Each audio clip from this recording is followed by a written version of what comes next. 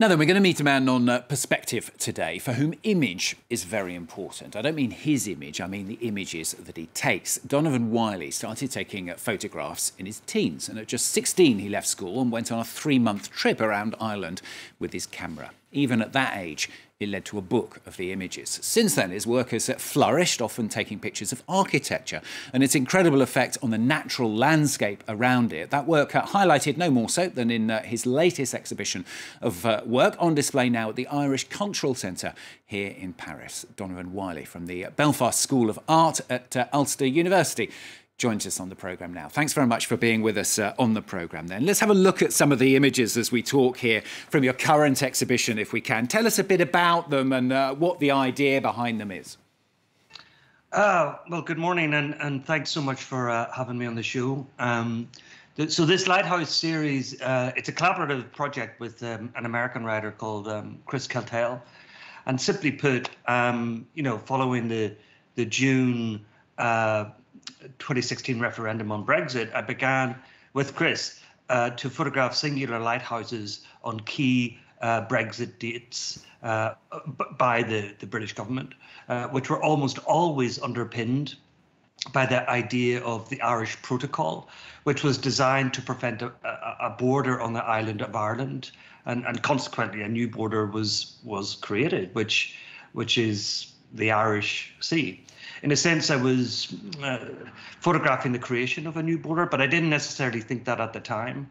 The work is made only in that context, but as a piece of work, it's really through capturing that afterglow of a distant lighthouse. It became a means, also just for me personally and for, more metaphorically, to process the tensions and complexities of identity, insularity, isolationism, on a personal and political level. Also, it was about union and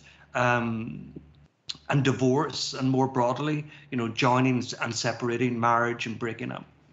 And I mean, in these particular images, the piece of human architecture, if you like, is very, very small in the distance, isn't it? It's not always the case with some of your other work. Sometimes it's a little bit more prominent, but you can always see that kind of natural landscape, or almost always anyway, looking at some of the images I've seen around it, and how that human-created object sort of influences it. Yeah, it's interesting because most of the lighthouse pictures are taken between distances of 16 to 25 miles apart, and in many ways they look like seascapes, but actually they're actually landscapes.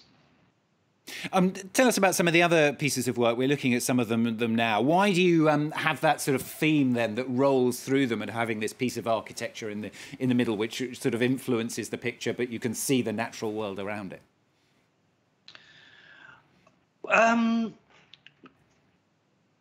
I think that when you see the light across the water, you don't know if it's a friend or a foe, a returning loved one, or an invader, or a refugee, or an invaluable. Nothing is only one thing. When Chris and I scrambled across the rocks to what felt like the end of the world, we found ourselves at this kind of axis of time and distance, where we were looking not just across the water, but across a sweep of history and future that sort of transpired on those shores. There's only 10 minutes when you can make the picture, because the lighthouse comes on at sunset, and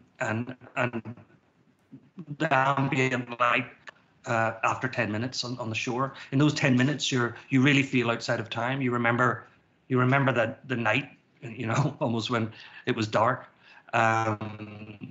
And the work that you do, it's taken you around the world, hasn't it? I mean, it's not just in your native Ireland and Northern Ireland that you've taken pictures.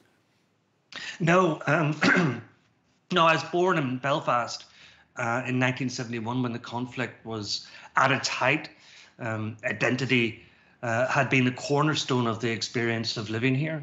Northern Ireland is part of the United Kingdom, and the conflict was driven by identity needs between two opposing forces, one wanting to remain British, the other wanting to have Northern Ireland free of British control. Essentially, it was a civil war. And the architectures, the architectures that I grew up with, I became fascinated by, and those structures essentially became a liberating conceptual subject and a way of representing past historical and also a way of understanding systems of control. The Towers series, which I'm not sure if you can see, but the Towers series, that are modern and situated on sites of Neolithical hilltop forts.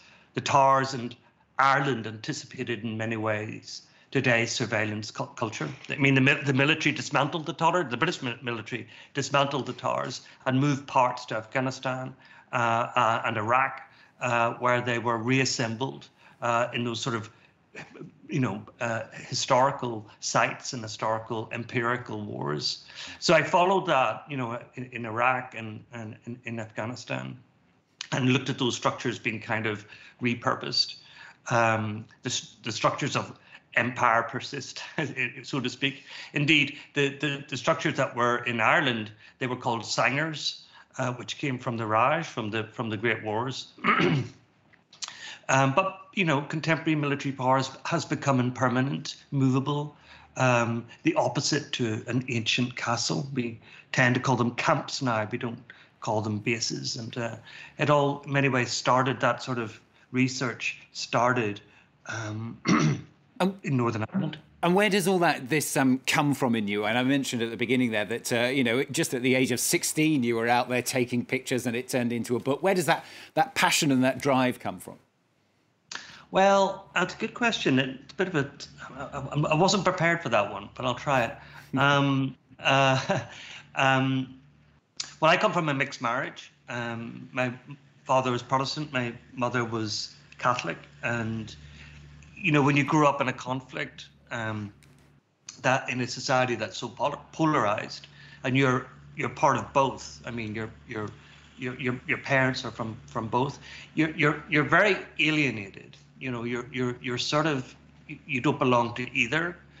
And I think photography was a way for me to be in the world with my own voice, my own sense of vision, and without feeling that I had to be part of one thing or part of one group or the other.